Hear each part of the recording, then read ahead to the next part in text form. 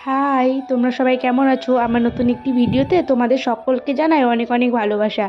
প্রায় কয়েক মাস হয়ে গেল কোনো ভিডিওই দিইনি, কারণ শরীরটা প্রচণ্ড খারাপ ছিল। এখন একটু সুস্থ হওয়ার কারণে অনেক দিন পর তোমাদের সঙ্গে একটা ছোট্ট মিনি ব্লগ শেয়ার করছি। বিকেলবেলায় দেখি কালো হয়ে আকাশে মেঘ উঠেছে, সেই আনন্দে আমি ছাদে গেলাম।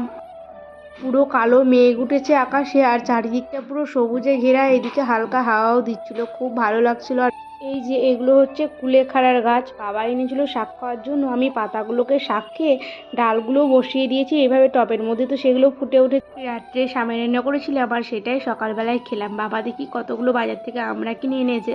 তারপর আমি কয়েকটা ফল বার করে রাখছি। আজকে আমাদের দুপুরের খাওয়ার ছিল ভাত, ইলিশ মাছের মাথা দিয়ে বেগুনের ঝাল, আলু সেদ্ধ, এখানে কাঁকরোল আলুর ভাজা, আর ছিল সর্ষে ইলিশ। এটা দিয়ে আজকে আমি আমার দুপুরের খাবারটা কমপ্লিট করি। তোমাদের যদি আমার ভিডিওটা ভালো লেগে থাকে তাহলে ভিডিওটিতে একটি লাইক করে দিও। বাই।